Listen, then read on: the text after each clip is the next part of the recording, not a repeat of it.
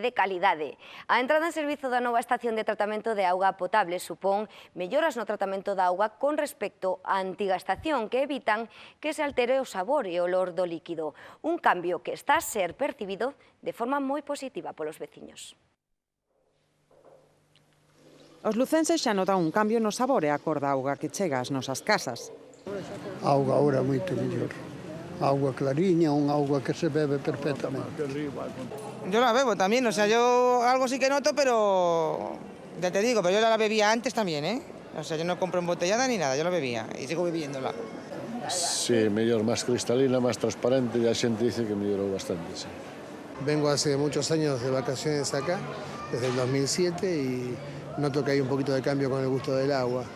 Isto débese a que desde hai 2 semanas a nova potabilizadora xa está a funcionar a pleno rendemento. O sistema de predesinfección que utiliza sustituye o cloro por ozono, o que garante o suministro de auga de calidade aos usuarios. Cambiou o sistema de potabilizar a agua o respecto a que tiñamos anteriormente. As dúas son potables, a outra era potable tamén, pero a calidade e o acabado en a súa produción desta agua pois é moito máis exquisito, moito mellor. Por lo tanto, podemos decir que temos un agua máis fiable e de maior calidade. Pese a que a nova planta utiliza os métodos máis avanzados en tratamento da auga, aínda hai xente que se resinte a beber da billa, manténdose fiel a mineral. Sí, si dicen que está mejor y con... Sí, pero no sé, o sea, también sabe diferente cuando estás acostumbrado a tomar la mineral. Supongo que será cosa de acostumbrarse, pero no la probé yo.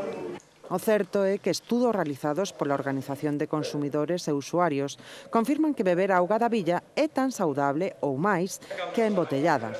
Ademais, non xera residuos e o que é máis importante, afórranse cartos que a fin de mes non veñen nada mal nos tempos que corren.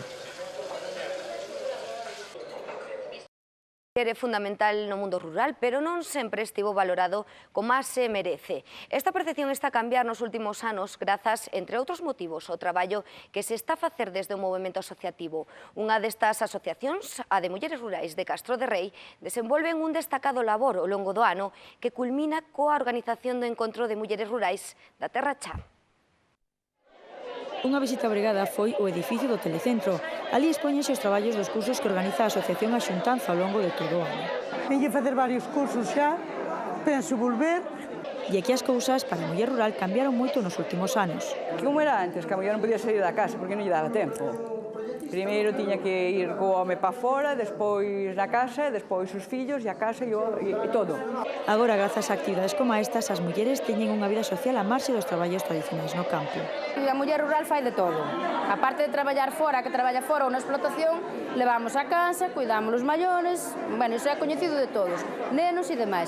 Pero ainda sacamos tempo para vir aos cursos estes organizados pola asociación e facer estes traballos que estamos aquí expoñendo hoxe.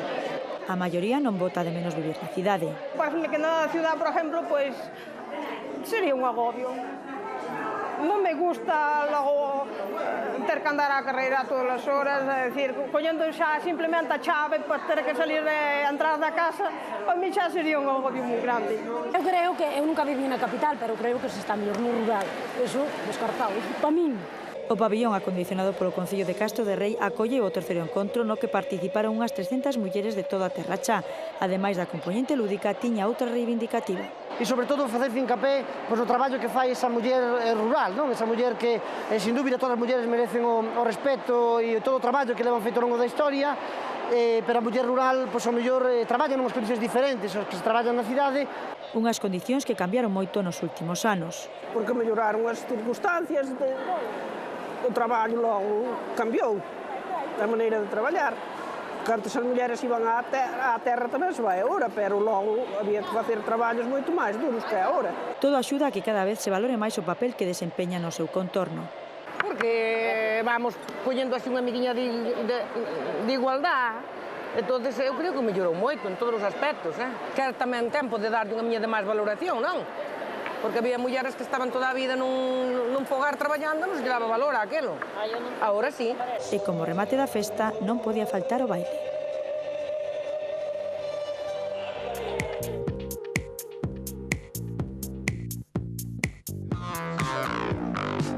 O O Corpo Nacional de Policía honrou o seu patrono, os Santos Anxos Custodios, nun acto celebrado na subdelegación do Goberno, no que foron condecorados 9 policías e unha funcionaria.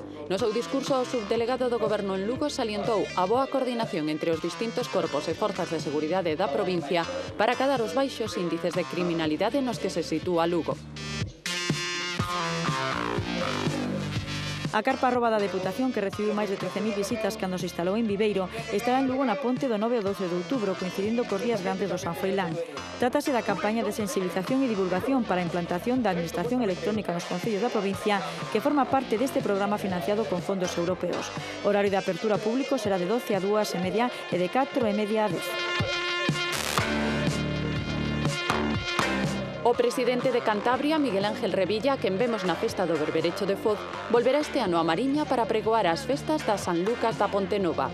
O mandatario cántabro está vencellado a este concello por lazos familiares, xa que a súa muller é orixinaria desta zona. O pregón terá lugar este sábado ás 8 do serán na Casa da Cultura.